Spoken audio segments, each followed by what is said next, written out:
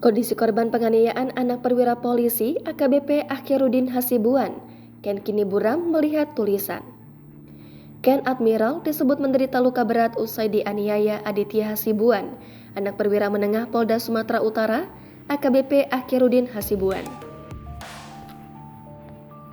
Ibunda Ken, Elvi Indri, mengungkapkan anaknya buram melihat tulisan. Pasalnya, saat peristiwa penganiayaan yang dialaminya, Ken mengalami luka serius di bagian pelipis hingga darahnya membeku di mata. Kini, Ken kurang dapat melihat cahaya. Dikatakan Elvi, anaknya itu pun merasa buram kalau melihat tulisan-tulisan. Merasa tak tenang dengan kondisi anaknya, Elvi menyuruh Ken kembali ke rumah agar mendapatkan perawatan.